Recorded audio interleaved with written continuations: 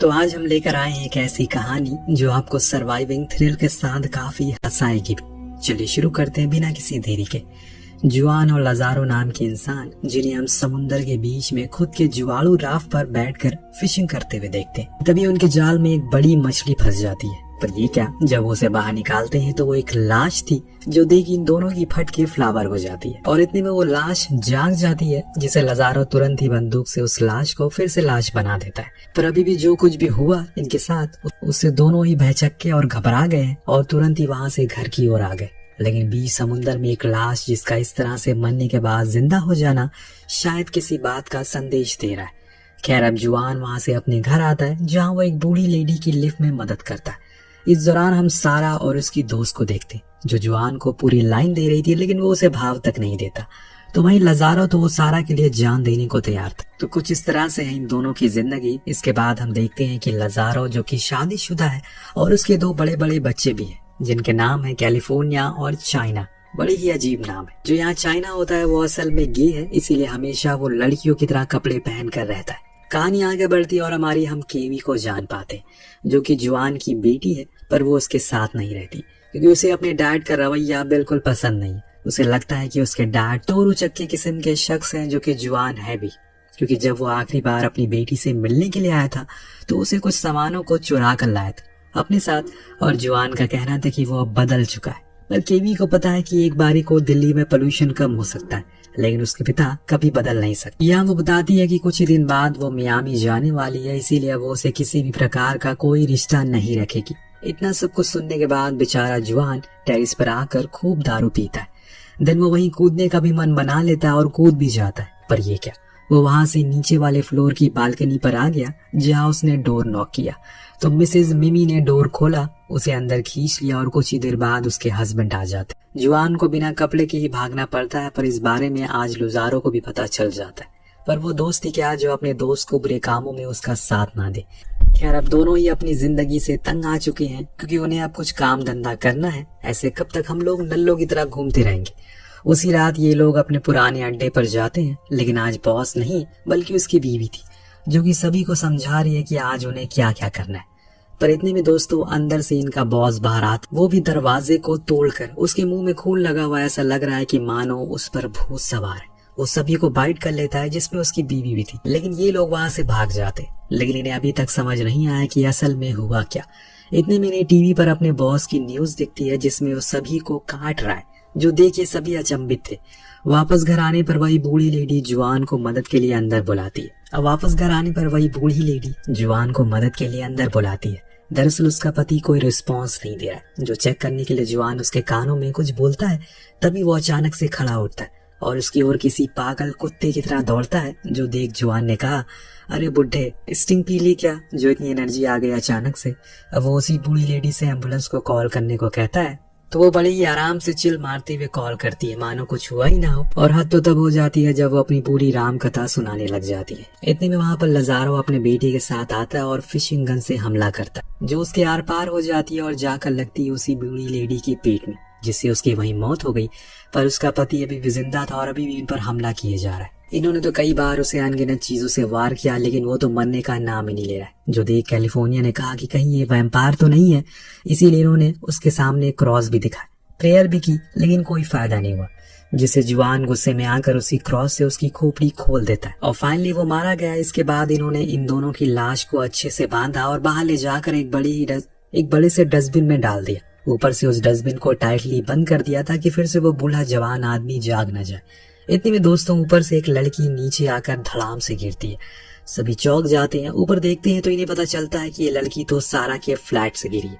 इसीलिए सभी ऊपर भागे माजरा पता लगाने के लिए, लेकिन वहां तो कुछ और ही तबाही मची थी। सारा सामान इधर उधर बिखरा हुआ था। वही सारा जो कि नेकेड हालत में डरी सहमी एक कोने में बैठी थी, जिसको देख इन लोगों ने पूछा कि असल में यहाँ क्या हुआ। उसने बताया कि वो उसके एक दोस्त के साथ यहाँ आई थी, लेकिन उसकी दोस्त अचानक से अजीब बिहेव करने लगी। उसी धक्का मुक्की में वो नीचे गिर गई। अब ये सुन ये तीनों ही हैरान थे कि असल में हो क्या रहा है इस दुनिया में। सब लोग इतना अजीब वे में बिहेव क्यों कर रहे हैं। हर तरफ न्यूज में भी यही चल रहा है। अब सुबह होने पर ये लोग अपनी इच्छा से देखते हैं बाहर सभी लोग एक दूसरे को जानवरों की तरह खा रहे। उन्हें मार रहे हैं, पीट रहे हैं, जो कोई भी नॉर्मल बंदा है उसे भी खत्म कर रहे हैं। इतना सब कुछ देखकर जुआन तो अपनी बेटी की चिंता होने लगती है, इसीलिए वो वहां से सीधा अपनी माँ के घर जाता है। लेकिन बीच में उसे कई सारे ऐसे लोग का सामना करना पड़ता है जो कि शायद किसी वायरस का शिकार बन गए। वो वायरस हर जगह तेजी से फैलता जा रहा है।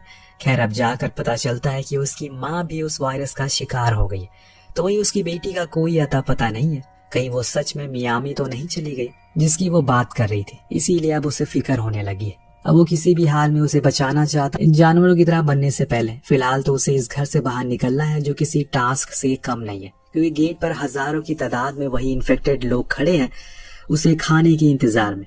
तो अंदर उसकी माँ खुद तैयार बैठी है अपने बेटे को खाने के लिए, इसीलिए वो वहां से बालकनी की ओर भागता है। लेकिन स्टील रेलिंग लगी हुई है, पर वहां वो भी इन्फेक्टेड पर्सन उसे पकड़ने की कोशिश में है और अंदर से उसकी माँ उसका गला पकड़ रही है। इन दोनों से बचने के लिए वो ऊपर छत पर चढ़ने की कोशिश में लग गया, लेकिन ये क्या, ये सारे बंदे तो उसके पैर ही खाने में लग गए। लेकिन सही समय पर ऊपर से केवी ने उसे हाथ देकर उसकी मदद की और ऊपर खींच लिया। जी हाँ, अभी वो जिंदा है, मरी नहीं है। कहीं आप लोगों ने उसे मरा तो समझ नहीं लिया। वेल, अब दोनों बाप बेटी बातें करते हुए दो इन्फेक्टेड पर्सन के ऊपर भी चढ़ जाते हैं, लेकिन सही समय पर जुआन ने 2 रॉड से उनकी आंखों में घुसाकर उन्हें वहीं खत्म कर दिया। फिर वो केवी को लेकर अपने ग्रुप के पास गया ताकि वो भी उसकी बेटी से मिल सके। लेकिन यहाँ केवी और कैलिफोर्निया की कुछ ज्यादा ही बनती है, जो देख जुआन कुछ खास अच्छा महसूस नहीं करता। वो उसे प्यार से समझाता है कि बेटा इससे दूर रहो। अब हम देखते हैं कि क्यूबा से कई सारे लोग जो कि बच गए वो सभी समुंदर के रास्ते इस देश को छोड़ रहे, जिसमें कि लजारी और उसकी पत्नी भी। तभी वहां पर जुआन आकर उसे रोकता और कहता है कि भाई तू ऐसे मुझे छोड़कर नहीं जा सकता, मेरे पास एक आइडिया है, क्यों ना हम इस आपदा को अवसर में बदल सकते। उसकी बातों में लजारिया इतना मगन हो जाता है कि उसे पता ही नहीं चलता है कि कब उसकी पत्नी पानी में गिर गई, और जब तक उसे इस बारे में पता लगता तब तक वो डूब चुकी थी। यहाँ हम एक और चीज देखते हैं कि अब पानी के नीचे भी वो सभी इन्फेक्टेड घूम रहे, यानी कि हर जगह इन्हें मौत का खतरा है। इसके बाद अब जुआन अपनी टीम के पास जाता है, उनसे कहता है कि हमें लोगों की जान बचानी चाहिए। जो सुन सभी का मूड बिगड़ गया। अभी वो खुद की जान तो बचा नहीं पा रहे हैं तो लोगों की क्या ही बचाएंगे। लेकिन जुआन एक कदम आगे की सोच रहा है। उसे तो इसी आपदा में पैसे कमाने हैं, जिसका प्लान उसके पास पहले से तैयार है। दरअसल उसका कहना है कि लोगों को अब किसी भी तरह करके खुद को इन्फेक्शन से कैसे बचाना है, और इन्फेक्टेड लोगों को भी, जिसमें हम उनकी मदद करेंगे। इसके लिए हम चार्ज करेंगे, जैसे कि अगर सिर्फ इन लोगों को मारना है तो $5, अगर मारने के बाद जगह की सफाई करनी है तो $50, और हाँ, टूरिस्ट से ज्यादा चार्ज करना, खासकर अमेरिकन से। लेकिन रुको, हमें अपनी कंपनी का कुछ नाम भी रखना होगा जो कि सबसे सही हो और आसान भी। सभी सोचने लग गए तो जुआन ने कहा कि ये कैसा रहेगा, जॉन ऑफ द डेड। सभी को ये पसंद आया। फिर उन्होंने अपने काम की शुरुआत की। एक बूढ़ी लेडी से जिसका बेटा अब इन्फेक्टेड हो चुका है। इन लोगों ने उसे मार डाला, लेकिन वो अपने बेटी को मरते हुए देख बेहोश हो गई, जिससे कि जुआन ने सभी से कहा कि अरे इस बुढ़िया को जगाओ, कम से कम ये पैसे देकर तो मरे। तभी उसे फोन आता है। जी हाँ, उसका अगला असाइनमेंट भी उसे मिल गया है। ये लोग फौरन वहां पहुंचते हैं और बहुत ही फनी तरीके से उन ज़ॉम्बीज़ को मारते हैं, जो देखकर किसी की भी हंसी निकल जाए। इसके बाद वो एक लेडी के घर जाते हैं, पर वो उनसे कहती है कि आवाज मत करो, वो सभी ऊपर ही है। लेकिन तभी चाइना, जिसे कॉकरोच दिख जाता है, वो आवाज कर देता है। फिर क्या था, सभी नीचे आ गए और इन पर धाबा बोल दिया।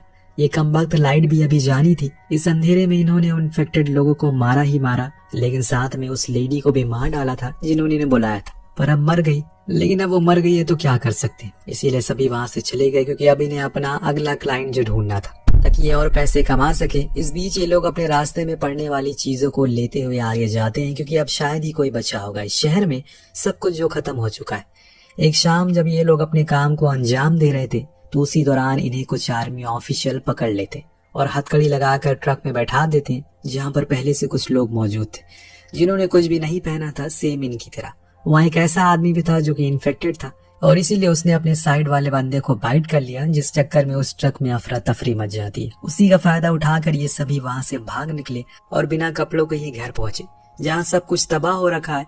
इस बीच जुआन नोटिस करता चाइना और उसके एक साथी की हथकड़ी बंधी हुई है, यानी कि अब उसके साथ ही रहना होगा। लेकिन इससे बड़ी एक और दिक्कत थी कि चाइना अब इन्फेक्टेड हो चुका है, जिसका असर अब उस पर दिखना शुरू हो गया। लेकिन अब वो उससे अलग भी तो नहीं हो पा रहा है। इतने में वहां पर कैलिफोर्निया आकर एक लिक्विड डालता है, जिससे कि इन दोनों की हथकड़ियां टूट जाती हैं और चाइना नीचे गिरता है। लेकिन उसके जाने से ये सभी बेहद ही उदास हो जाते। लेकिन अब इन्हें और भी काम करने हैं, इसीलिए ये लोग वहां से अपने अगले काम के लिए निकल पड़ते। ये क्या आज तो ऐसा लग रहा है कि इन्हें आखिरी दिन होने वाला है, क्योंकि अब इन चारों को इन्फेक्टेड बंदों ने घेर लिया है। सभी एक दूसरे को देखकर थोड़े इमोशनल हो जाते हैं, क्योंकि शायद आज इनका आखिरी समय है। लेकिन ये चीज ऊपर वाले को मंजूर नहीं होती, क्योंकि तभी वहाँ एक फरिश्ता आता है जिसका नाम था रॉबिन। वो सभी की गर्दन एक ही झटके में उड़ा देता है, जिससे इनकी जान बच गई। देन वो इन्हें अपने अड्डे पर ले गया, लेकिन ये दोनों ही एक दूसरे की भाषा समझ नहीं पा रहे। ऐसे बड़ी देर तक चलता रहा। इतनी में लजारियो से गलती से गोली चल जाती है, जो जाकर रोबिन को लग गई और वो बंदा बिना खता कसूर के मारा गया। लेकिन उसकी इस हरकत से जुआन उस पर काफी गुस्सा करता है, क्योंकि अब कोई फायदा नहीं है। उसी रात ये दोनों बैठकर खूब रोते भी है, क्योंकि जुआन ने फैसला कर लिया है कि वो इन लोगों को भेज देगा। हालांकि लजारियो ऐसा नहीं चाहता, पर ये क्या करे। अब उनके पास कोई और दूसरा ऑप्शन भी तो नहीं है। सभी ने मिलकर एक कार को एक बोट में बदल दिया, फिर उसे लेकर समुंदर के करीब ले जाने लगे। लेकिन उसी दौरान जुआन को किसी की रोने की आवाज आई। उस ओर जाने पर पता लगा वहाँ एक बच्चा है, तो उसने उसे उठा लिया, सबसे लड़ते हुए ले जाकर उन लोगों को दे दिया। कहा कि वो इस बोट पर नहीं आ सकता, क्योंकि इस पर सिर्फ 4 ही लोग जा सकते। हालांकि केवी अपने पिता को अकेले यहाँ नहीं छोड़ना चाहती, पर वो क्या करे, मजबूरी है। ये फैसला तो खुद जुआना ने ही किया है। वो कैलिफोर्निया से कहता है कि तुम मेरी बेटी को, इस छोटे बच्चे का ख्याल रखना और कभी भी इन्हें अकेले मत छोड़ना। इतना कहकर वो किनारे पर आ गया, जहाँ उसकी और लाखों की तादाद में इन्फेक्टेड लोग आ रहे, जिन्हें बिना किसी डर के जुआन लड़ने चला जाता और बूम, कहानी इसी दृश्य के साथ खत्म हो जाती। तो आपको कहानी कैसी लगी हमें कमेंट करके जरूर बताएगा। मिलते हैं अगली वीडियो में। Thank you so much watching. Peace out.